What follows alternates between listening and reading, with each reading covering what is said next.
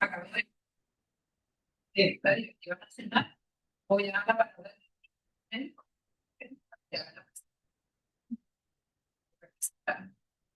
Gracias.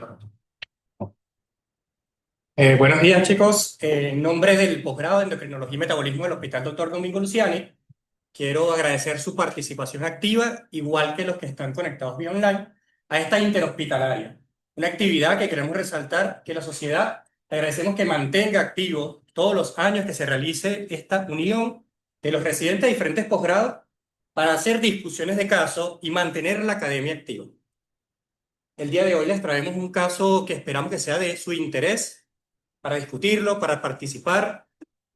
Este será presentado en primera instancia por la doctora María Camacho, nuestra residente de primer año, y posteriormente será discutido por el doctor Iván Guzmán, residente de segundo año. Pues, sin más que agregar, los dejo con nuestros residentes.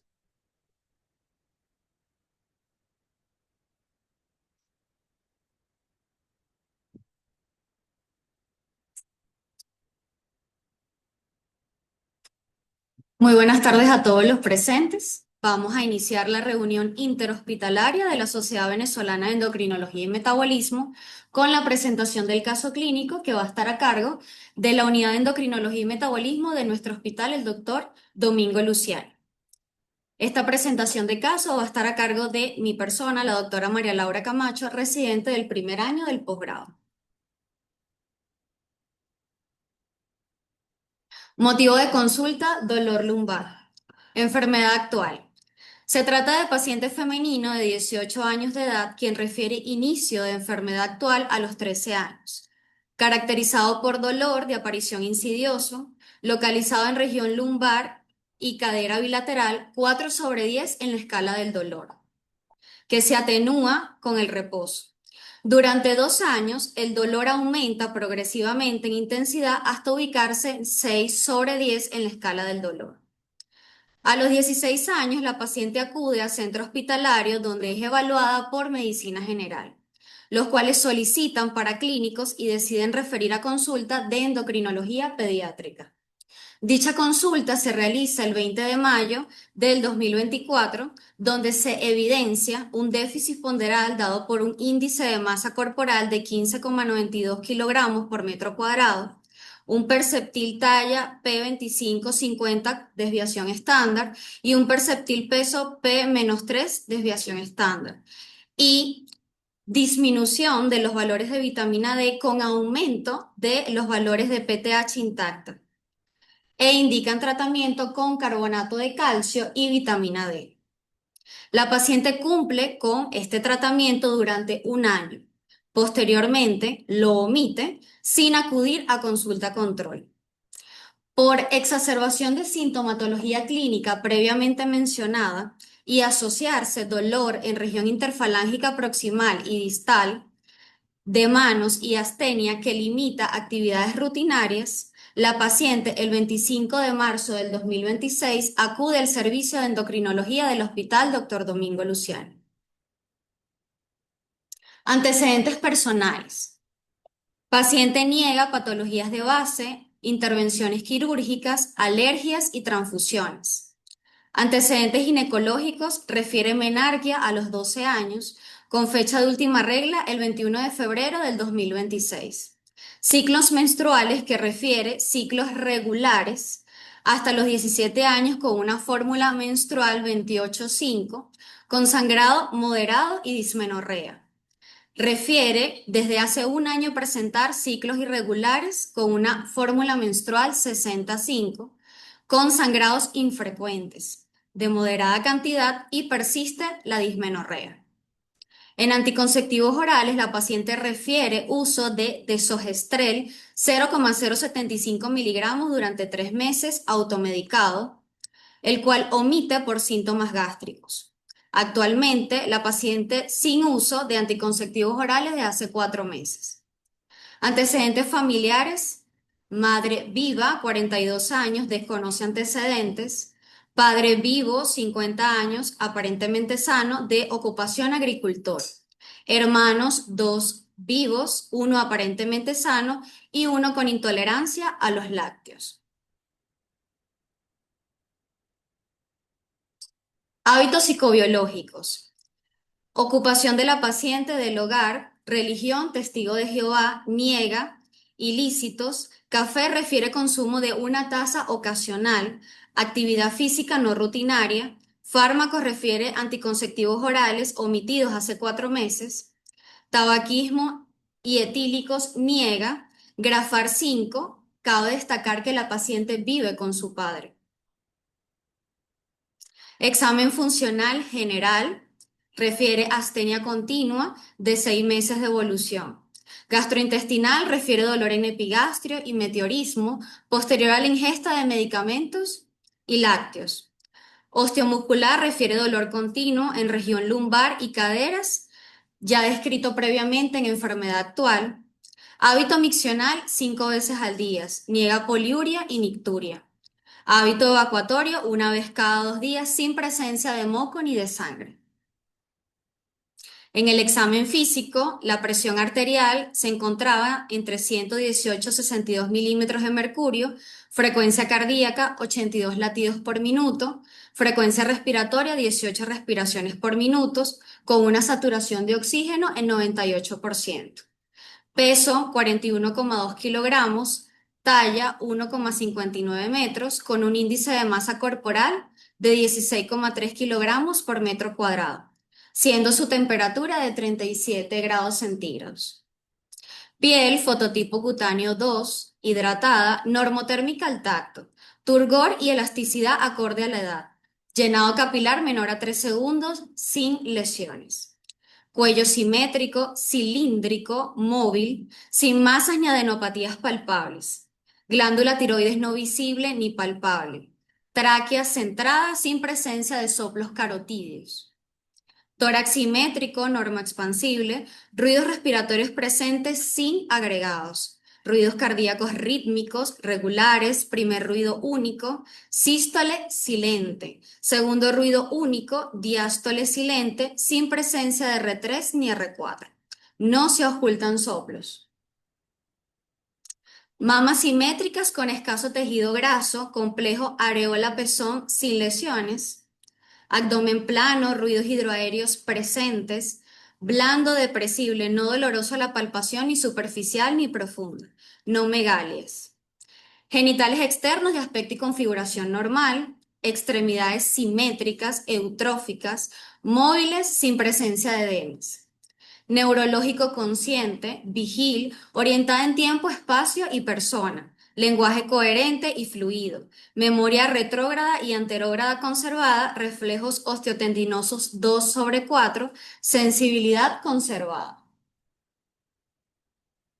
Se presentan laboratorios realizados previos a la evaluación en nuestro servicio el 13 de mayo del 2024. Los cuales reportan una 25-hidroxivitamina D en 20,8 nanogramos por mililitro con una PTH intacta en 84,69 picogramos por mililitros. Calcio, fósforo, magnesio y calcio en orina dentro de los límites normales. Densitometría ósea realizada el 29 de abril del 2024 con un equipo Ologic que reporta columna de L1 a L4, Z-score menos 1,1. Cuello fémur, Z-score menos 2,1. Total fémur, Z-score menos 2,3. Concluyendo una baja densidad mineral ósea para la edad. Aquí podemos apreciar las imágenes de la densitometría ósea descrita previamente.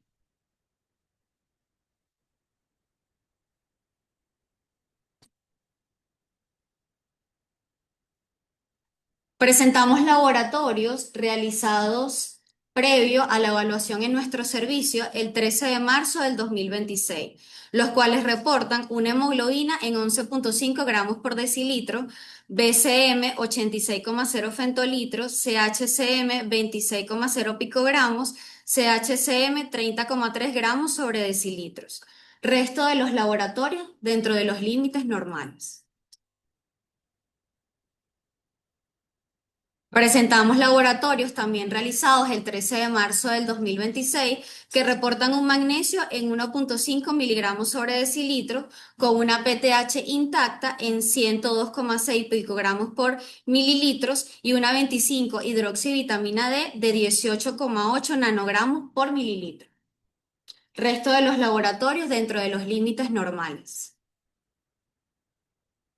Se realiza un ultrasonido abdominal con énfasis renal el 13 de marzo del 2026, el cual concluye ultrasonido abdominal sin alteraciones ecográficas al momento del estudio. La paciente se realiza un gammagrama con cestamidi de paratiroides previo a la evaluación de nuestro servicio el 13 de marzo del 2026, el cual reporta, posterior a la administración de Mivitecnesio 99M, se adquieren vistas planares del cuello a los 10, 20, 60 y 120 minutos y un SPEC a la hora. Se observa glándula tiroides de tamaño, forma y situación usual. Desde las imágenes precoces se aprecia un acúmulo de actividad en relación con el polo inferior del lóbulo derecho, de baja captación, que persiste hasta la vista de 1 hora y se distingue en el SPEC, imagen sagital 30. Concluyendo, estudio que evidencia la presencia de un adenoma de paratiroides inferior derecho, probablemente de lavado rápido.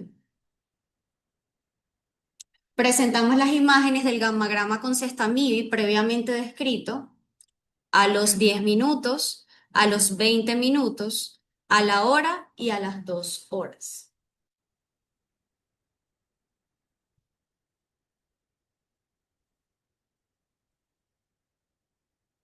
Aquí podemos apreciar la actividad de las imágenes en secuencia desde la número 27 hasta la número 32.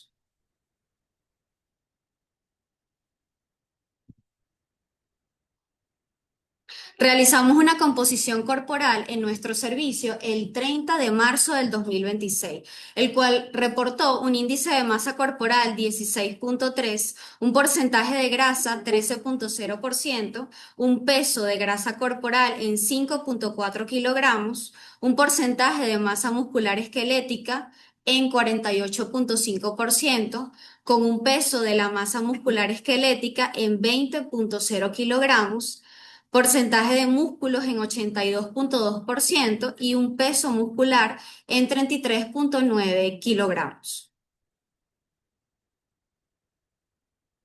Aquí podemos apreciar los rayos X de cráneo en proyecciones anteroposterior y lateral realizados en nuestra institución el 30 de marzo del 2026. Los cuales reportan una impresión diagnóstica de cráneo de aspecto radiológico normal. Rayos X de mano izquierda realizada en nuestra institución el 30 de marzo del 2026.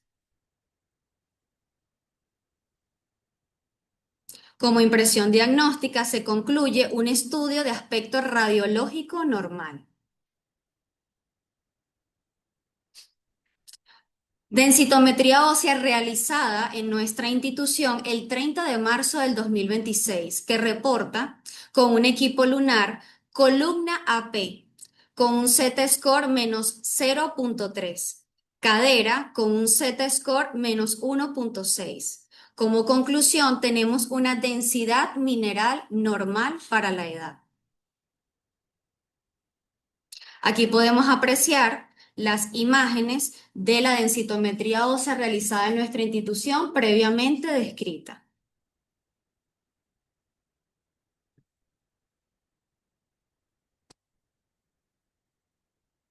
Ultrasonido de tiroides realizado en nuestra institución el 30 de marzo del 2026, el cual reporta en lóbulo derecho nódulo quístico con las siguientes características: ubicado en tercio superior, anterior y lateral, con una morfología anecoica, de bordes definidos con punto ecogénico en su interior.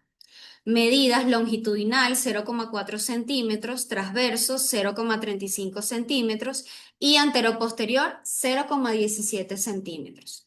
En lóbulo izquierdo se identificaron dos Nódulos quísticos. El primer nódulo ubicado en tercio superior, anterior y lateral, con una morfología anecoica de bordes definidos. Presenta punto ecogénico que genera artefacto en cola de cometa, con unas medidas longitudinal de 0,2 centímetros, transverso 0,25 centímetros y anteroposterior 0,21 centímetros. Nódulo número 2, menor a 0,1 centímetros.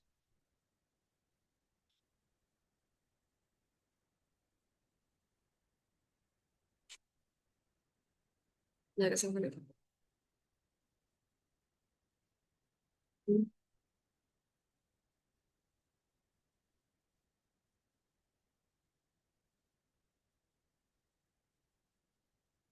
Dale, 3.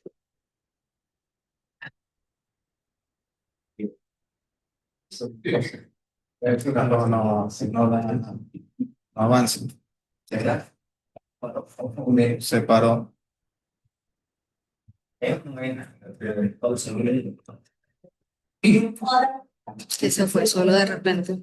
De la tal y se atrás. Fíjense, todo el detalle técnico, cabe Se destacar paró y no pasó. que los estudios realizados o presentados hasta la gammagrafía con sexta mili, que observamos viendo imagen, fueron realizados Hacia antes de atrás, la hacia primera atrás. consulta Hacia atrás, y hacia por atrás. Dale. endocrinología. Estos estudios aparentemente estaban solicitados durante un tiempo de 2 años y la paciente no volvió a consulta para evaluar sus valores iniciales alterados, simplemente reunió dinero u otros sitios, recogió fondos y trajo toda esta batería de exámenes que presenta ante una primera vez en nuestro sector.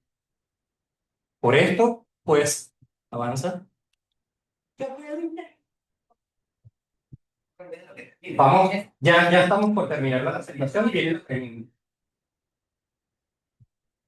Debido a los datos clínicos y bioquímicos de nuestra paciente que se alejan del diagnóstico de un hiperparatiroidismo primario, dado por el compromiso del estado nutricional, una PTH intacta elevada, el contexto de un déficit de vitamina D ante la ausencia de lo que es una hipercalcemia sostenida, ausencia de nefrolitiasis y mejoría aparente de la densidad mineral ósea, solicitamos revisión de imágenes de gammagrama con sextamivir de paratiroides por parte de medicina nuclear de nuestro hospital Dr. Domingo Luciano, el 6 de abril del 2026, los cuales concluyen en las imágenes planares y del SPEC no se evidencia focos de hiperactividad. Además, se observa lavado completo del radiofármaco en la imagen tardía. Ahora queremos hacerle unas interrogantes a los presentes. En primer lugar, ¿qué diagnóstico plantearían luego de haber observado los datos clínicos y bioquímicos? Número 2, ¿solicitarían algún otro estudio para complementar su diagnóstico? Y número 3, ¿cuál sería la conducta terapéutica más adecuada para la paciente?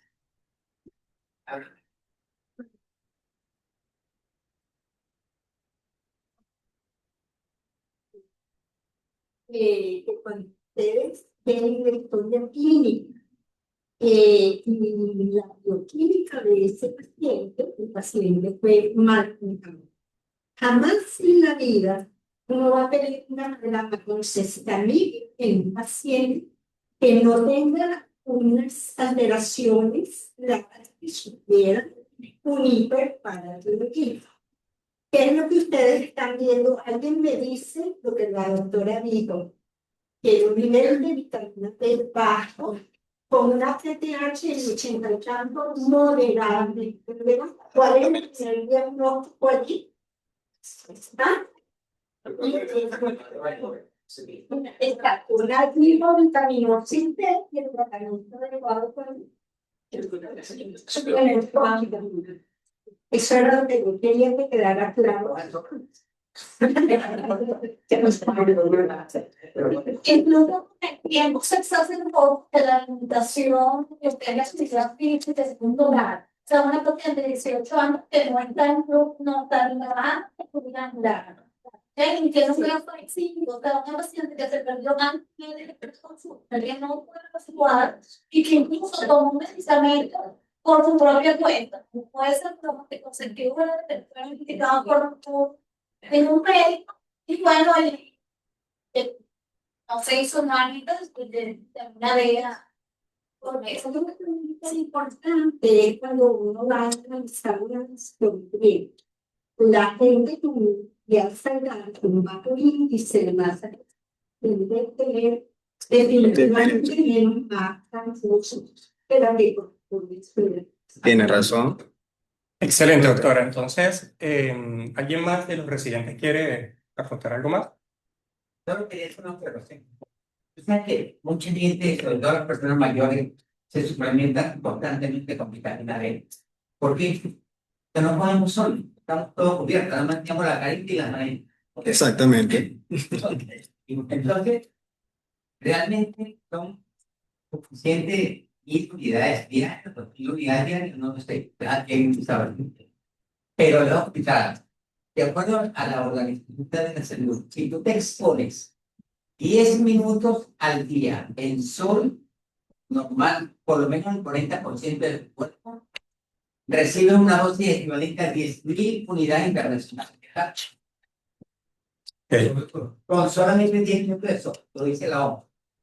Sí, El tiene. 40% del cuerpo. Bueno, lo que pasa es que el cuerpo estaba lleno de sol, porque el ser humano tiene sus 4 millones de años y los 4 millones de años recibió sol todo el día. Entonces nosotros ahora no podemos sol, eso es al revés, de la evolución. Por eso nos enfermamos. Digo, mucha. Gracias, doctor, por su observación.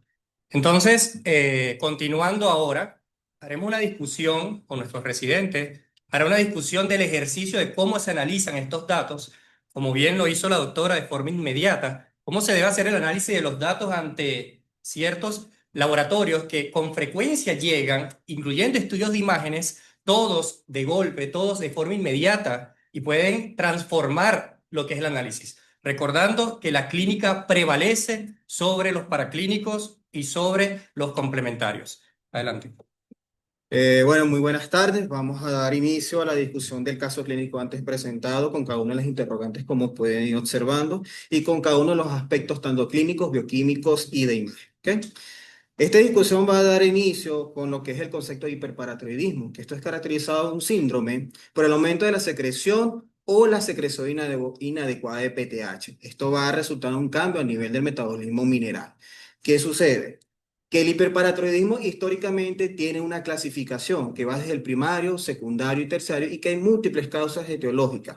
Desde el primario vamos a observar un adenoma paratiroideo que representa entre el 80 hasta el 85% de los casos. Continuando con la hiperplasia paratiroidea del 12 al 16%, carcinoma paratiroideo menor del 1% y además las adenomas múltiples o dobles representando entre un 2 al 5% y las neoplasias endocrinas múltiples, tanto como tipo 1 como tipo 2B. Recordando que, bueno, en nuestra paciente ella presentaba un gamagrama con cestamibid donde reportaba una primera instancia en la presencia de un adenoma paratiroideo.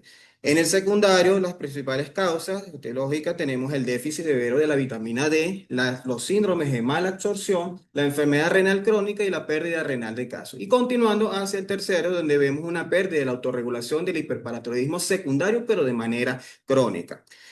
Entonces, aquí es donde nosotros nos hacemos las interrogantes con este caso clínico ya antes mencionados. Estamos ante el desarrollo de un hiperparatiroidismo primario con ese gamagrama, donde reportaba ese adenoma paratiroideo o un hiperparatiroidismo secundario debido al déficit de la vitamina D.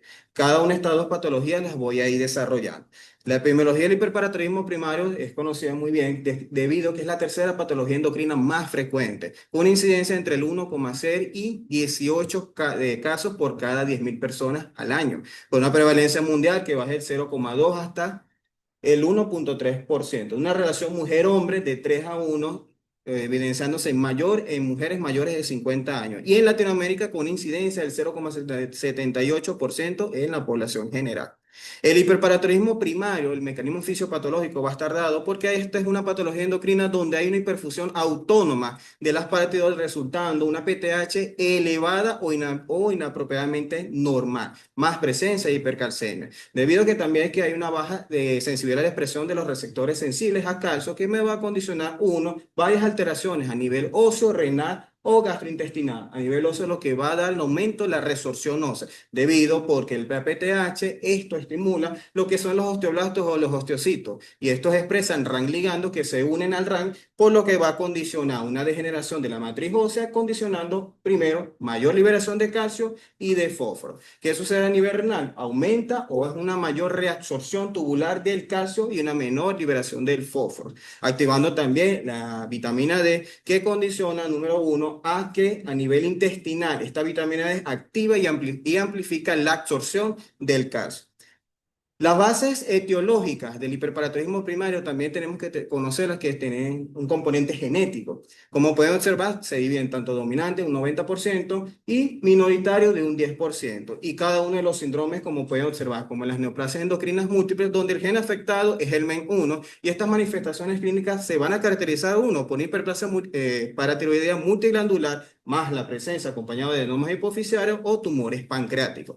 Continuando con los neoplasias endocrinas múltiples tipo 2, donde el gen afectado es el gen RE, donde se observa la hiperplasia paratiroidea multiglandular más la presencia de carcinoma medular de tiroides y el feocromocitoma. En los MEN4, donde se va a observar hiperplasia paratiroidea por adenoma único, representando un 75%, y los síndromes hiperparatiroidismo tumoromandibular, donde aquí las manifestaciones clínicas están asociadas a fibromas osificantes.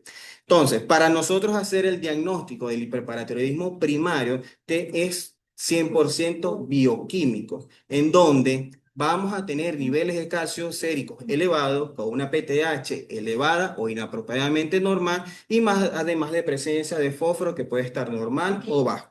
Cabe destacar que estas mediciones deben realizarse en 2 ocasiones con al menos 2 semanas de diferencia.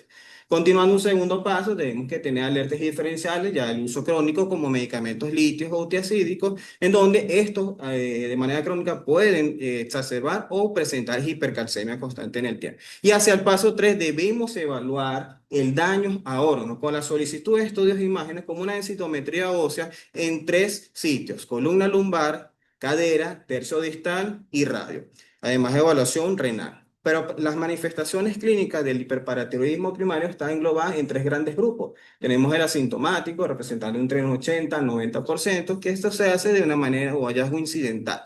En el perfil bioquímico rutinario, donde hay presencia de aumento de calcio y además alteraciones de la densitometría. Tenemos el clásico sintomático, donde se observan manifestaciones severas con antecedentes de fracturas y litiasis recurrente. Aquí predominan las alteraciones renales, como la nefrolitiasis entre un 5 al 55%, la nefrocalcinosis, continuando a nivel óseo, donde vamos a observar osteoporosis, fracturas, dolor óseo, osteitis y fibrosis quística, y a nivel de neurológico y psiquiátrico, donde se observa manifestaciones clínicas como depresión, ansiedad, irritabilidad, confusión, de una prevalencia que va desde el 3 hasta el 50%.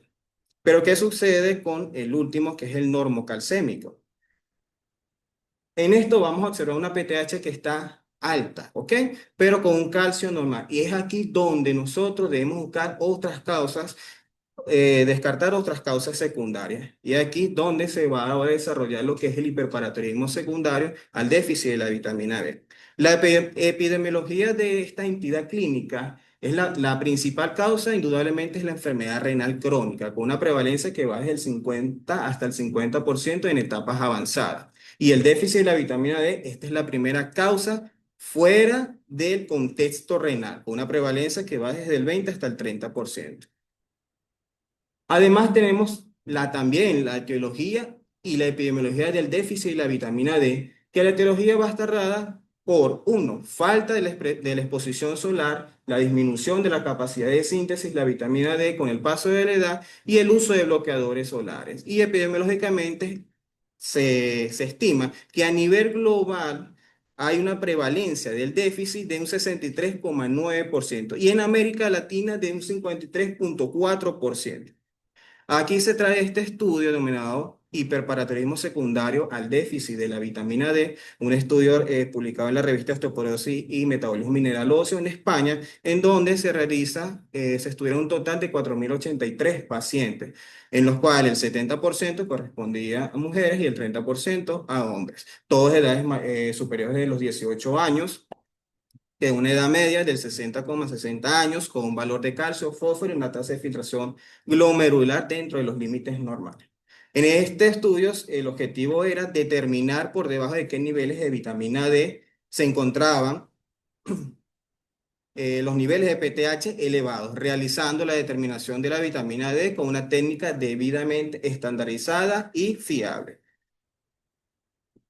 El 74% tenía una PTH en suero menor de 70 picogramos sobre mililitros, valores para este estudio considerados normales. Y el 26% una PTH intacta por encima de 70 picogramos sobre mililitros.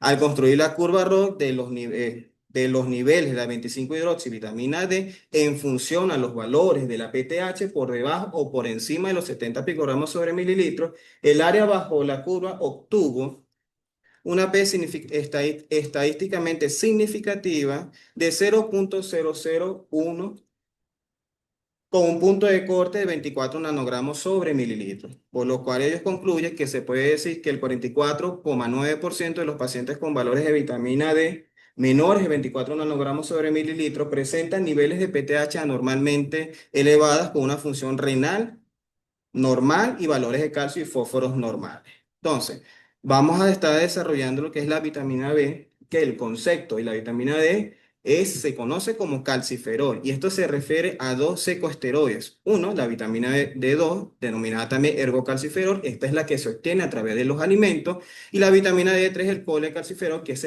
la que se obtiene a través de los rayos solares. ¿Ok? Estas son vitaminas liposolubles, precursores de sus formas activas, las cuales precisan para una formación de procesos intraorgánicos. El mecanismo fisiológico para nosotros poder obtener la vitamina D va a ser dada por estos dos mecanismos antes mencionados. Una es la exposición solar, que siendo es la principal fuente de un 80 al 90%, ¿ok? Y a través de los alimentos entre un 10 hasta el 20%. ¿Cómo se va este mecanismo fisiológico? Debido a que los rayos UV penetran la dermis y la epidermis, y estos son captados por el aceite dihidrocolesterol. Y una vez por un proceso de fotólisis no enzimática, esta se transforma de dihidrocolesterol a precolecalciferol y luego a colecalciferol. Una vez a nivel hepático, esto pasa al espacio extracelular y por acción se va a transformar a 25-hidroxivitamina D3, que esta tiene poca actividad metabólica en distintos órganos y sistemas. Pero ¿qué sucede? Para que esta se transforme en 1,25-hidroxivitamina D3, va a pasar por un proceso o enzimático mediado por la 1-alfa hidroxilasa. Y la 1,25-hidroxivitamina D3 es la forma activa es la que tiene alta capacidad metabólica y la que va a surgir a desencadenar a nivel intestino delgado mayor absorción del calcio, del fósforo, a nivel renal, una mayor reabsorción tubular del calcio y del fósforo, y a nivel de hueso estimula los osteoblastos y los osteoclastos para la resorción ósea. Pero ¿qué sucede en el mecanismo fisiopatológico cuando se presenta un déficit severo de la vitamina D? Esto va a condicionar que a nivel de las glándulas paratiroideas se exprese una hiperplasia, generando una secreción inadecuada de la PTH. Entonces, las bases etiológicas del déficit de la vitamina D indudablemente tenemos que son varias descritas. Voy a resaltar una, la insuficiencia de la síntesis cutánea y el déficit del aporte nutricional. Las manifestaciones clínicas van a estar dadas en diferentes grupos, ya a nivel de alta frecuencia, a nivel osteoarticular, donde se presenta dolores inespecíficos, fracturas por estrés, tumores pardos y exostosis. Además, a nivel sistémico, retraso del crecimiento lineal, alteraciones del esmalte dental, caries o acceso. Y neuromuscular, debilidad para la marcha, debilidad, marcha de hepatito, e hipotonía y regresión del desarrollo. A nivel gastrointestinal, diarrea, esteatorrea, meteorismo, dolor abdominal, náuseas, mala absorción siendo una causa de base, y a nivel excepcional tenemos, a nivel cardiovascular, crisis hipertensiva debido a la difusión endotelial inducida por la PTH. Aquí voy a resaltar cada una de las características clínicas que nuestra paciente al momento de acudir a la consulta nos refirió. Para el diagnóstico del hiperparatiroidismo secundario, déficit de vitamina D, tenemos que tener las distintas analíticas bioquímicas, ya sea una PTH intacta, que mayormente los síndromes o el hiperparatiroidismo secundario al déficit de vitamina D no se eleva por encima de los 100 picogramos sobre mililitros. El calcio sérico puede encontrarse normal o bajo y un fósforo que en el caso, si se encuentra elevado, esto apoya más al diagnóstico de un hiperparatiroidismo secundario, pero de causa enfermedad renal crónica. En nuestra paciente, recordando que ella tuvo una PTH en una primera instancia de 84,69 picogramos y en la segunda esta sí superaba los 100 picogramos sobre mililitros, calcio normales y además de fósforo normal. Además, también tenemos que hacer la solicitud de la 25-hidroxivitamina D, recordando que esta a nivel sanguíneo tiene valores normales que van desde los 30 hasta los 60 nanogramos sobre mililitros. Y cuando esta supera los límites inferiores por debajo de los 30 nanogramos sobre mililitros, vamos a hablar de insuficiencia. Y cuando supera los 20 nanogramos sobre mililitros, vamos a hablar o denominar de deficiencia. En nuestra paciente, a una primera instancia, cuando ahí se realizan los laboratorios, se encontraba en insuficiencia que progresivamente llegó a deficiencia. Entonces, con estas datas y estas analíticas, nosotros nos acercamos más a un diagnóstico de un hiperparatiroidismo secundario a déficit de vitamina D. Pero ¿qué sucede? Que a la paciente le solicitaron una gammagrafía con Sextamib. Entonces, ¿qué es este estudio? Esto es un estudio de imagen en donde se hace la inyección de un radiofármaco y esto es dado por un catión lipofílico que atraviesa las membranas celulares y se concentra principalmente en las mitocondrias de las células oxífilas. Esto se va a interpretar debido que las glándulas paratiroideas, esta tanto como las glándulas de la tiroides, van a darse en dos fases. Una fase temprana, que post-inyección al radiofármaco, de unos 10 a los 15 minutos, hay una captación del mismo, ¿ok? Hay una captación del radiotrazador. ¿Qué sucede? Esto tiene una base fisiológica porque como son ricos en células oxífilas, que son ricas en células mitocondriales, que cuando llega a la fase tardía posterior de las 2 horas, se mantiene esta hipercaptación en el adenoma paratiroideo. Observando en la siguiente imagen, en donde vemos una hipercaptación a los 15 minutos y luego a las 4 horas persiste esta misma. Y aquí tenemos que tener 3 componentes clave para poder determinar esta localización o esta alteración en la imagen. Uno, que debe haber una captación focal y precoz, una retención del lavado tardío y además la localización anatómica. Caso que en el de nuestra paciente no los presentó. Pero existen presentaciones atípicas también, en el caso de un lavado rápido, donde se observa un adenoma paratiroideo, ¿ok? Pero esto tiene que ver su razón debido porque los adenomas de menor calibre o que tengan menor celularidad de células oxífilas o menor células mitocondriales pueden condicionar que se observe en el lavado rápido, mas no persiste en el lavado tardío. Además, aquí es muy importante también las glicoproteínas B, porque hay algunos estudios donde reportan que múltiples adenomas son ricos en las glicoproteínas B, por lo cual condiciona un mayor lavado tardío y no observado en las fases ya de 2 hasta 4 horas. Entonces, para el tratamiento del déficit de hiperparatiroidismo secundario al déficit de vitamina D, en el caso de nuestra paciente, como se encontraba en deficiencia, debemos hacer una suplementación con colecalciferol de 2.000 hasta 4.000 unidades día o también de 50.000 unidades semana durante un lapso de 8 hasta 12 semanas. Pero aquí tenemos que hacer un seguimiento continuo. Una vez que se inicia la suplementación, tenemos que también medir los niveles de 25-hidroxivitamina D en sangre para verificar que se han alcanzado niveles normales o por encima de los 30 nanogramos sobre mililitros en un lapso entre las 8 hasta las 12 semanas. Debemos también realizar controles de PTH intacta, medir para evaluar la resolución del hiperparatiroidismo secundario.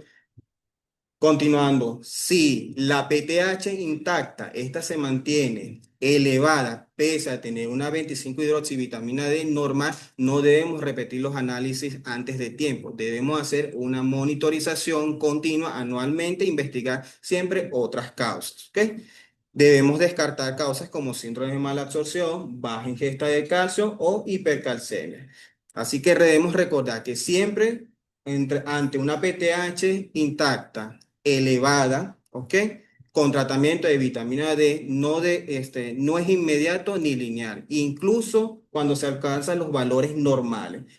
Para alcanzar el valor normal de la PTH intacta debemos esperar un lapso entre las 6 y a los 12 meses para poder observar su rango normal. Pero, ¿qué sucede si hay falla en el tratamiento de esto? Durante este periodo, con una 25-hidroxivitamina D normal, con una PTH elevada, aquí es donde está justificado la solicitud de solicitar el cestamibio, ¿ok?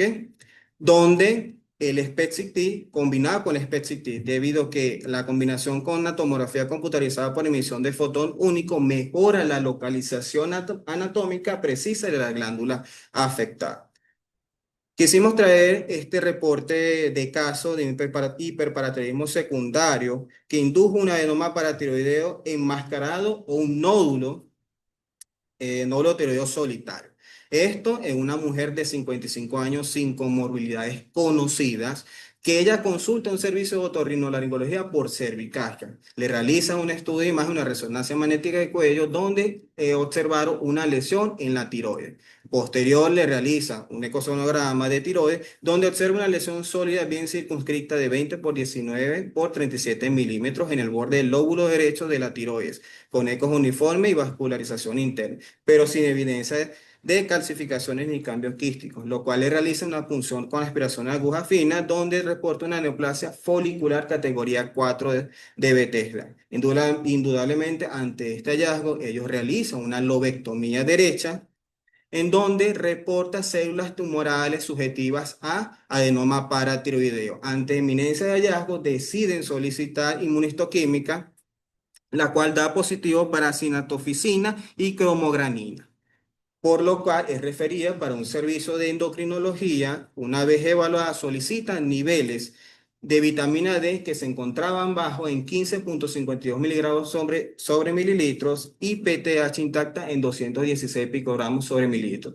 Hacen la suplementación con vitamina D y tras 30 días el nivel de la PTH fue de 99.30 picogramos sobre mililitro y el nivel sérico de la vitamina D3 llegó a rangos normales o de 34.76 nanogramos sobre mililitro, lo cual ellos concluyen que en este estudio o en este reporte de caso reforzaron el diagnóstico del adenoma paratiroideo inducido por hiperparatiroidismo secundario debido a la deficiencia de la vitamina D. Cabe destacar que también aquí, como pueden ver, estas dos entidades clínicas, un raquitismo o una osteomalacia, porque es una paciente que tiene una deficiencia crónica de la vitamina D. Y en estas dos entidades clínicas también se pueden presentar en esto, pero decidimos descartar cada una de estas dos, por lo cual no se van a mencionar en esto. Entonces, debido a las características clínicas, bioquímicas, de imagen y las bibliografías antes consultadas y presentadas el día de hoy, nuestro equipo de trabajo ha determinado los siguientes diagnósticos: un hiperparatiroidismo secundario al déficit de la vitamina D, desnutrición moderada, bajo peso por índice de masa corporal, hipomagnesemia, anemia leve normocítica normocrómica y enfermedad nodular tiroidea funcionante, nódulos en lóbulo derecho y lóbulo izquierdo, ACR-TRAX1. Nuestro plan de trabajo fue el siguiente: suplementar con vitamina D 5.000 unidades vía oral diaria, evaluar niveles de 25-hidroxivitamina D en 8 semanas. La meta: alcanzar nivel de igual o mayor de 30 nanogramos sobre mililitro, suplementar con magnesio, evaluar niveles de vitamina D y magnesio en las 12 semanas, cumplir recomendaciones nutricionales guiadas por nutricionista clínico del Hospital Dr. Domingo Luciani, monitorizar evaluación de síntomas en la paciente cada 3 a 4 meses y control de la PTH intacta en 6 meses si se alcanzan niveles suficientes de vitamina D. Muchas gracias.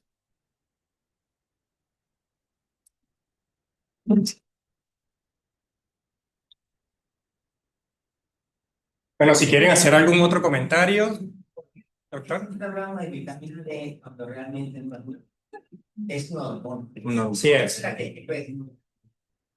Así es, la nomenclatura pues en algún momento será cambiada de manera internacional, pero todos, Pero realmente uno. claro, los que nos dedicamos a la endocrinología reconocemos que la vitamina D, así es,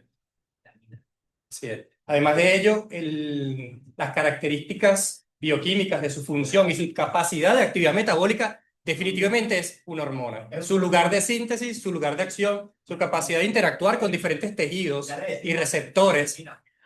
Y además de ello, cada año se descubren mayores beneficios de esta hormona a nivel de diferentes tejidos, incluso para prevención de patologías a largo plazo. La OMS recomienda que tenemos 10 minutos antes que lo que hay los extensos, exponiendo el 40% del cuerpo. Y eso te da un promedio de 10.000 unidades internacionales de vida, que es mucho más que la que tú le das a la resistencia. Bueno, ahora, ¿por qué? Bueno, porque el hombre toda la vida no dio el sol. Nunca se vistió, pues, ¿no? Ahora nos dimos todo, y además estamos en una oficina, no vemos el sol para nada. Y el sol no es solamente vitamina D, un montón de cosas, ustedes saben, inmunológicos, todo. Bueno, otra cosa que veo hoy. La maternidad concepción para de la cosa. Claro. Tiene un poco más de 80 años. Y nunca tuvo un servicio de psiquiatría hasta que una paciente lanzó su bebé por la ventana. Cuando eso ocurrió, fundaron instantáneamente un servicio psiquiátrico. Servicio, no unidad, servicio. Con jefe de servicio y vale pena. Y nombraron a un destacadísimo y gran investigador psiquiatra, de los mejores que he visto en mi vida, el doctor Aquiles Guzmán. Ok. Lo bueno de Aquiles es que él era médico psiquiatra, pero era psicosomático. Un gran especialista en psicosomática. Es más, hizo el primer libro de medicina psicosomática en Venezuela. Un libro de texto. Era un experto en medicina psicosomática. No me lo dice.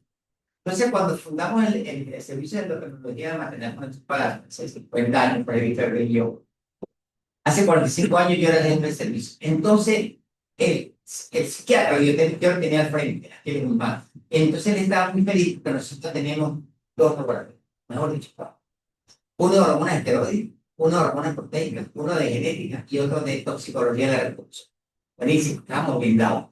Entonces, aquí de Guzmán, como era psicosomático, a todos sus pacientes psiquiátricos les hacía una batería de exámenes con nosotros y descubrimos cosas muy buenas y publicamos cosas muy buenas. En 30 segundos les digo, eso la primera. Publicamos 15 casos de mujeres con pseudociesis que llegaron pariendo a la maternidad pujando y todo, botando leche por los senos. Gracias al tanto y tenemos un de tamaño, como personalmente embarazo, una pseudociesis. Okay. Así seleccionamos a 15 mujeres. Ok, en esas 15 mujeres, son las psiquiátricas, estamos hablando de bien psicosomáticas. ¿Sí? Son mujeres que desean intensamente ser embarazadas y de una u otra forma empiezan a manifestar síntomas físicos y emocionales. No digo que llegan pariendo, pues pujando y todo. Entonces, descubrimos en esa paciente que había 3 con bloqueo enzimático suprarrenal 21 hidroxilasa. ¿Qué tal? 2 con tumores productores de prolactina. Sí, casi que la mitad de las pacientes tenían un trastorno endocrinológico. No era psiquiátrico. Y por si fuera poco, llegó una de las glorias de la endocrinología venezolana. Mi hermano querido. Aquí, saludando. ¿Ya viste? Vale. Somos compañeros, pero ella tiene más cara que yo. Ok, entonces, aquí de Guzmán me llevaba para la psiquiátrica donde tiene pacientes hospitalizadas por síndrome depresivo. Fíjense, bien importante. Síndrome depresivo profundo con manifestaciones mentales de suicidio. Y algunas mentales como que un uso extraño. Profundamente deprimidas. ¿Qué creen? Casi el 50% de las pacientes tenían hiperparatilismo. Y al tratar el hiperparatilismo, la depresión salía volando. ¿Qué tal? Muy interesante. Muy interesante. Me encanta esto mensaje porque en los síntomas que tú pusiste en tu lámina no aparece la parte emocional del paciente. Y eso es extremadamente importante. ¿Por qué? Porque el calcio tiene su función de vida. Sí, estaban, doctor. Síntomas neuropsiquiátricos, sí, estaban. Ok, el calcio es una molécula extremadamente importantísima a nivel de neurotransmisor, muy importantísima, y produce una depresión bien de psiquiátrica, ¿no? Y resulta que tiene un hiperparativismo. Lo mismo pasa con las pacientes con psicosis puerperal. Una matan por bueno, ya vamos, ya sellaron todas las pero sí los ahogan en la teta del... por eso hay también servicios que hay que... Así que yo me encantó mucho haber conocido a mi amigo aquí de UNMAP porque él era un gran investigador psiquiátrico. Y entonces conseguíamos... bueno, en la mujer que tenía psicosis puerperal, es una cadencia, a veces ella también se agrede. Es decir, sabían las dos cosas, porque estaba el niño y ella también tenía necesidad. Bueno, descubrimos que había esa bajada precipitada de estradiol en sangre. Una mujer embarazada tiene 6.000 veces más estradiol que una no embarazada. Y al terminar el parto eso baja a cero.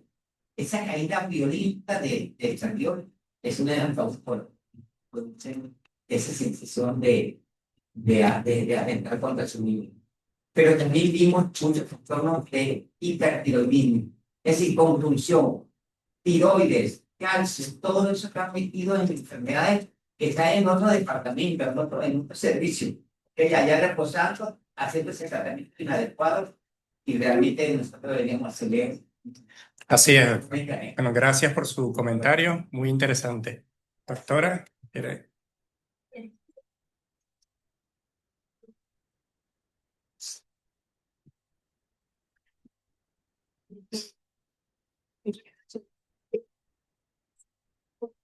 Patología para número uno es un examen, como ya dijimos, que solamente se indica cuando clínica y bioquímicamente tenemos sospecha de hiperparatiroidismo. Así es. Número dos, es un examen difícil de interpretar, como ustedes bien mencionaron. Así No es. es la primera vez que describen algo que cuando se revisa no es. Así es. Número tres, incluso en manos de gente experta, es un estudio que tiene sus márgenes de error. Y eso lo hemos comprobado nosotros cuando se hace relación del estudio radiológico con los hallazgos operatorios. En muchas oportunidades se describe alguna captación a nivel de la paratiroides inferior izquierda en un pasado que no coincide cuando en el acto quirúrgico que muestra la presencia de una lesión a otro nivel. Y es importante saber, necesitamos buenos cirujanos de cuello que hagan una exploración completa cuando está la paciente en familia. Número 4, cuando hay patología tiroidea asociada, es a veces muy difícil interpretar el resultado de la captación por paratiroides. Porque algunos nódulos tiroideos son capaces de hipercaptar e incluso sostener en el tiempo la captación de ese estamina.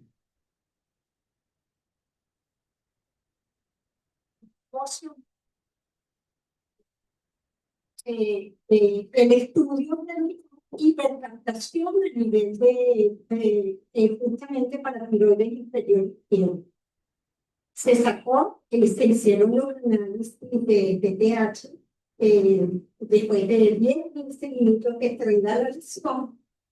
Y bueno, esa paciente, como tenía un proceso muy inocular, se decidió hacer una tiroidectomía. Y había, aparte de eso, era una paciente con unos niveles de PTH elevados, que sospechaba un carcinoma por lo elevado de los niveles. Ok. El análisis anatomopatológico reveló que intratiroideo había una adenoma paratiroideo de aproximadamente 4 centímetros. Sí. Y no lo detectó bien. Quiero hacer los análisis de ese estudio que retrospectivamente no lo hemos podido hacer, pero el gamagrama con Sestemibi no detectó esa hipercaptación, sino solamente la hipercaptación. ¿Qué quiere decir? Que estos estudios radiológicos son complementarios, pero que tenemos que estar conscientes de que no son perfectos. Pero para tener esto en cuenta.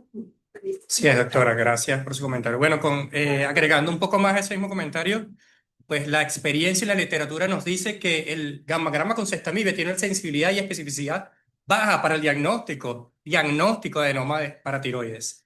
La utilidad real es cuando el cirujano, el clínico ya diagnostica que realmente existe la probabilidad alta de que la hipersecreción es por un adenoma de paratiroides, o si estamos en el contexto de un hiperparatiroidismo secundario a enfermedad renal crónica que cumple criterio quirúrgico. Este estudio está es para localizar probabilidades de ectopia, para que no hagas una corrección de solamente para tiroides ubicadas en tiroides sin que quede una por fuera que mantenga y persista la clínica del paciente. O sea que es un estudio prequirúrgico, no diagnóstico. Así es.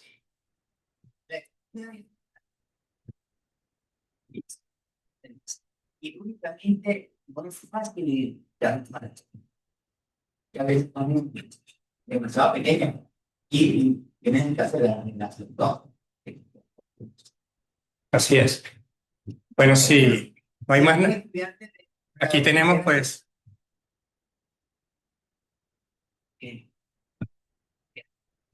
Es bastante reciente. Es verdad. Creo que uno de los residentes quiere hacer un comentario. Primero, felicitar porque estuvo súper bien llevado, excelente la conducta que tomaron. Creo que hacer también con la sociedad por siempre de base de discusión y alternativa. Y lo que quiero preguntarle es que si en el manejo que yo con este montón de páginas de examen y esto de que nos trataran en la consulta, entonces le hicieron una radiografía de gustar. Nosotros tenemos Sí, fíjese que hay un dato interesante. No, ¿Cuál? La Fíjese, en la historia clínica de esta paciente, cabe destacar que el interrogatorio y los antecedentes son la piedra angular de un diagnóstico y todo apuntaba a déficit, todo apuntaba en déficit. No solamente el déficit de vitamina D que estaba expresando una condición de hipersecreción de hormona paratiroidea, sino que un déficit en otros aspectos también que van a ser tratados por nutrición, incluso déficits sociales y del ambiente social. Por lo cual, esta paciente que ya había sido irradiada algunas veces, no tenía sentido, tratamos de localizar solamente para retirar o sacar del diagnóstico las lesiones más frecuentes. Mano izquierda, rayos X, realmente fueron simples, y esto fue más que suficiente para ver, no hay lesión, pues paremos aquí con radiaciones, esto es clínico, y hay que corregir el déficit de la... Así es. Bueno, gracias a todos por su participación.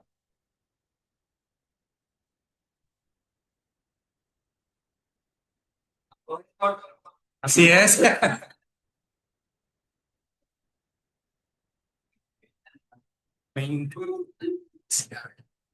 felicitaciones.